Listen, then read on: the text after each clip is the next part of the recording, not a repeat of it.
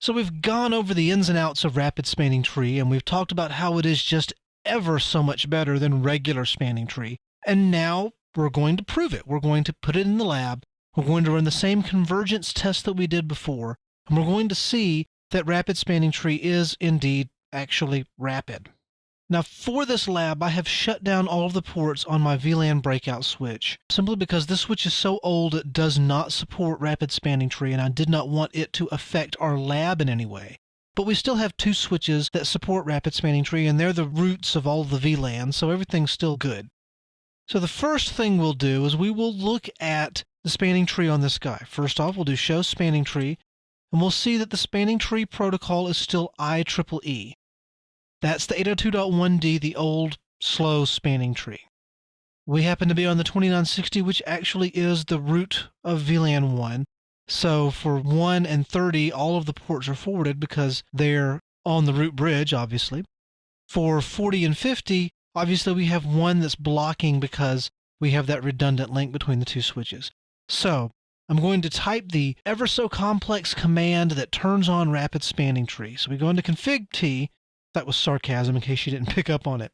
We do spanning tree mode, and we can choose MST, which we'll talk about here in just a little bit. We also have PVST, which is per VLAN spanning tree mode. We have rapid PVST, which is rapid per VLAN spanning tree mode. In this case, we're going to switch to rapid, so we'll do rapid PVST. And in order for it to actually work the best, we'll have to do it on both switches. Because obviously, if one switch is still running the older STP algorithm, then it's going to wait that 20 seconds until it realizes, hey, this bridge has gone down and I need to reconverge the network. So we'll do spanning tree mode rapid. We go back to our 2960 now and we do show spanning tree. We see that our protocol is now RSTP, or Rapid Spanning Tree Protocol. And all of our ports are designated now because Rapid Spanning Tree is still reconverging, because I just reconfigured it over here on this 2950. So if we do that now, we see that they're all forwarding. They're not in a learning state anymore. Now, obviously, this guy is forwarding on all of his ports, but it's blocked on the other end. If we do show spanning tree for VLAN 1, which is the one we're concerned about, you see that this Fast Ethernet 048 is an alternate port and it's blocking. So essentially the 2960 is sending traffic out on Fast Ethernet 048, but the other end of that link is not receiving it. And that's just spanning tree doing what spanning tree does. It prevents loops in the network, because without that alternate port role and without it blocking one end of this link, the packets would just go back and forth between the two switches and they'd never die, and then smoke would come out of the back and one of the switches would melt, and it's just a huge mess. Not really, but you get the idea. It would be a bad thing to happen on your network. So now that we've got rapid spanning tree running, I'm going to go on the 2960 and I'm going to debug spanning tree events. Because when I run these tests, unless you actually see that spanning tree is reconverging on one of these switches, you won't believe that anything actually happened, because we don't ever drop any packets. And I'll prove that here in just a bit. So we'll do debug spanning tree events. That's not too chatty.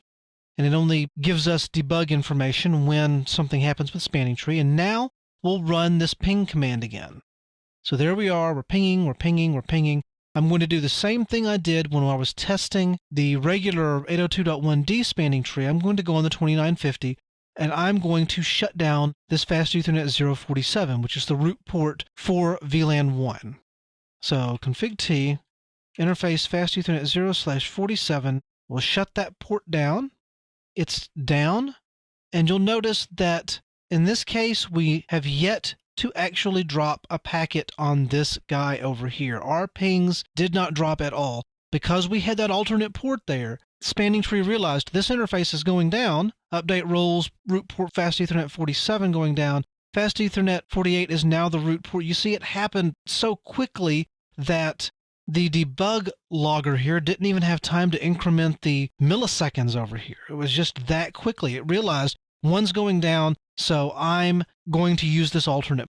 And again, we'll unblock this port on this end. We'll do no shut.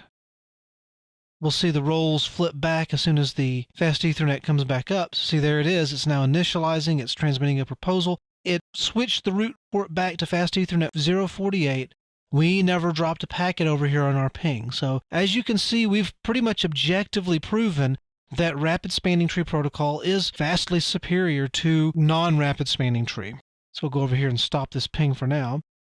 And that's pretty much it. It's that one single command that you use to enable rapid spanning tree. And so long as you do it on all of your switches, you'll get the benefit of rapid spanning tree throughout your entire network. Now, obviously, when you turn this on, there will be some downtime while spanning tree reconverges. So obviously, this is something you would want to do during a maintenance window. And that concludes our discussion of implementing rapid spanning tree.